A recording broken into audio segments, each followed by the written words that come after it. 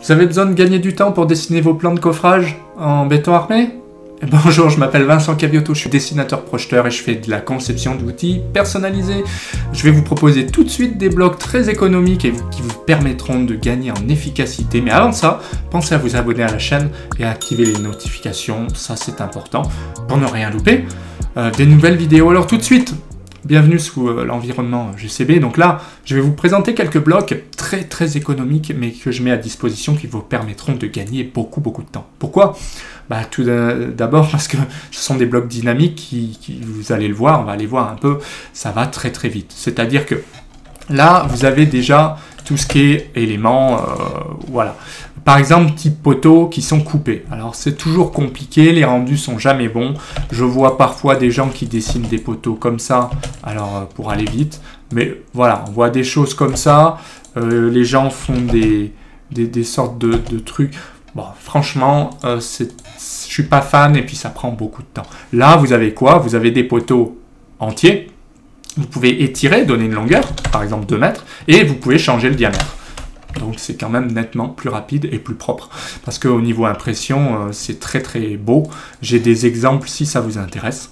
Avec et la possibilité, par exemple, si vous avez une coupe ici, que votre poteau, il est, je sais pas, allez, on va faire une coupe facile. Hein, une dalle de vin.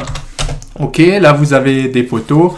Au-dessus, vous avez un niveau, mais c'est coupé. Et en dessous, on va décider de faire là 2,70 m pour un niveau d'étage. Hop, on va faire poteau entier pour vous montrer que ça va très vite, puisque qu'est-ce qui se passe? Mon poteau là, il est entier ici, il fait 2,50 m, hauteur d'étage hein, en fait. Et là, il est coupé, donc on peut le décider de le couper ici. Voilà, donc ma coupe s'arrête là, très facile, non? En plus, si en dessous on a des, je sais pas, par exemple des massifs, je vais faire un truc vraiment rapide. Je me prends pas la tête plus que ça, c'est pour aller vite. Je fais une sorte de casque, je fais inverser et là je fais par exemple quelque chose comme ça, ce qu'on appelle des pieux. Voilà, donc ça c'est très facile à utiliser, mais ça fait gagner beaucoup de temps. Donc maintenant ce que je vais vous montrer, c'est alors les portes. Ouais, les portes c'est pénible. Ouais, c'est très pénible parce que quand on a des choses comme ça, eh ben, il faut se les coltiner les portes. Donc là, ce que j'ai fait, j'ai été assez vite, j'ai utilisé des multilignes. Ce que je vais faire simplement, c'est que je vais décider de mettre une porte ici. Donc là, peu importe la couleur, je vais aller chercher mon outil porte.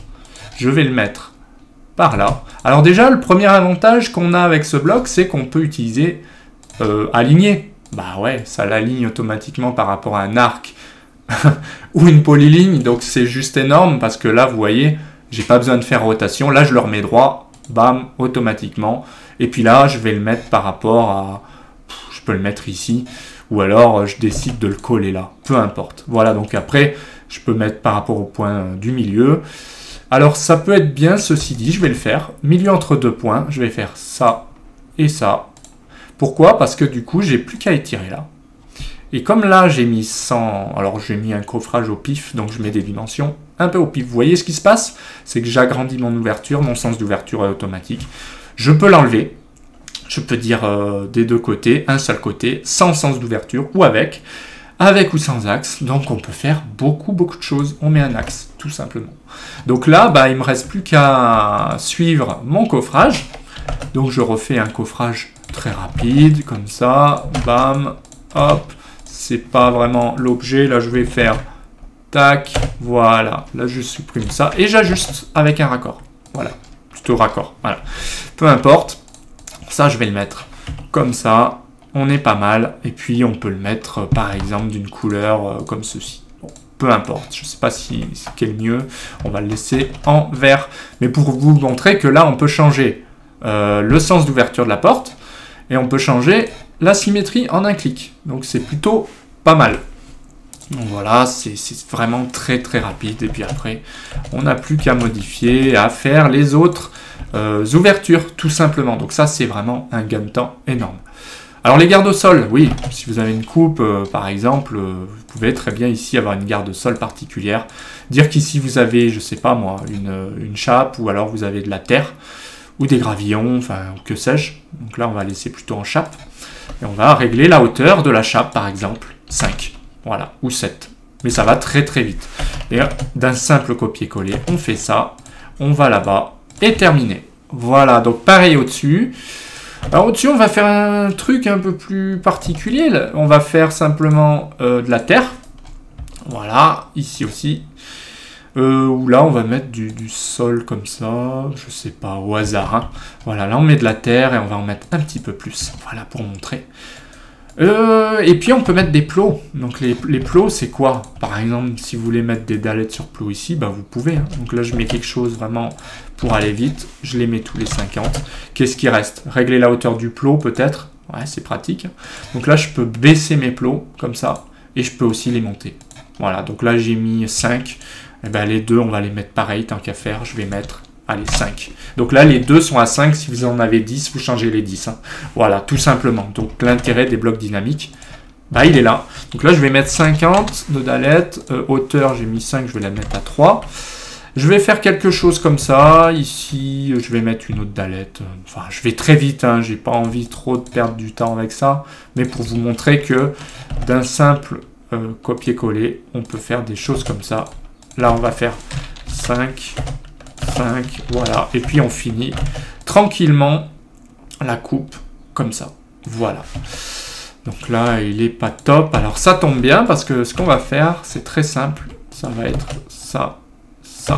Et je vais vous montrer une astuce. Avec ce bloc ici, on peut venir couper n'importe quel élément, par exemple comme ça, et dire, eh bien ça, tu me le coupes en deux. Alors, on va régler ici un paramètre de longueur. Je vais mettre 10 pour que vous voyez bien. Donc là, je peux très bien couper mon élément et dire que ici, c'est fini. J'arrête ça au hasard. Et surtout, je fais ça parce que ça continue. Là, je fais ça. Je le passe devant. Alors, je le vois pas passer devant. Pourquoi? Je le mets dessus. J'ai un petit souci avec mon AutoCAD, je vais le remettre comme ça pour voir si je le passe dessus. Non, bon, c'est pas grave. Je fermerai, je réouvrirai. En fait, c'est simplement que je veux le passer dessus, en avant. Voilà, tout simplement. Et là, vous voyez, l'avantage, c'est qu'on peut faire ça. On peut couper toute une coupe d'un coup, comme ça. On peut changer l'angle. Je vais mettre 85. On peut le bouger ici. Voilà. Pour dire que ça continue ou c'est coupé. Voilà, tout simplement. Donc c'est vraiment très très efficace. Alors enfin, qu'est-ce qu'on a? Eh bien oui, on peut dessiner du sol, on peut dessiner des talus. Alors ça c'est pratique pour les fondations, quand vous avez beaucoup de talus à faire, eh bien il vous suffit d'étirer.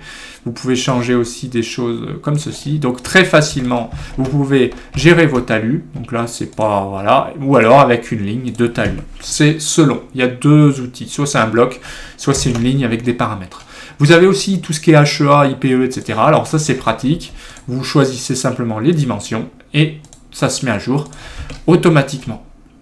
Donc, je ne vais pas trop en parler. Les trémies, eh ben oui, c'est bien quand vous avez par exemple une cage d'ascenseur qui fait 2 mètres par 180, on va dire ça. On va les tirer ici de 30.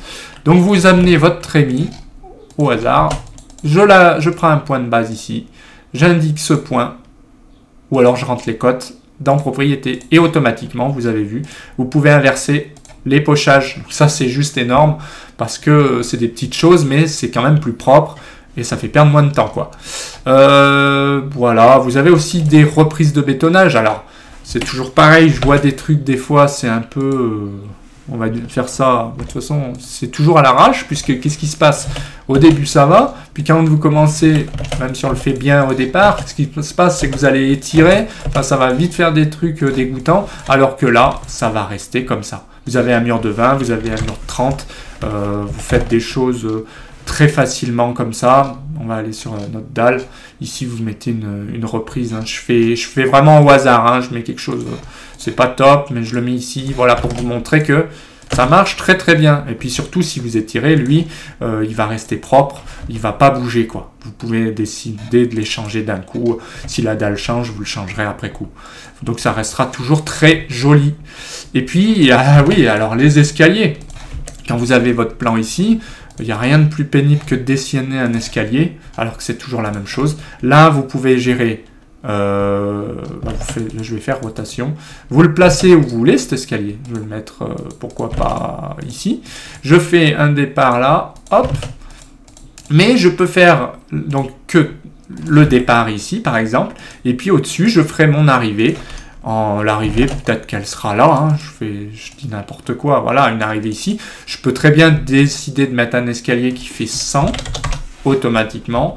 Et puis, je peux rajouter ou enlever des marches. Pardon. Donc ça, c'est vraiment très, très facile à utiliser. Mais c'est un gros gain de temps, quoi. D'un coup, vous décidez de le dessiner entier, et ben, vous faites un escalier entier. Et puis là, ma foi, vous inversez l'escalier et bim, terminé. Ben voilà ce qu'on pouvait dire sur l'utilisation de ces blocs, quoi. Si ça vous intéresse, bah, vous cliquez sur le lien qui est en description ou en commentaire. Pensez à vous abonner à la chaîne, ça c'est important pour ne rien louper. Mettez un petit pouce bleu si ça vous a plu. Puis mettez des commentaires tout en bas, ça fait toujours plaisir de participer avec vous. Et puis moi je vous dis à bientôt pour d'autres vidéos.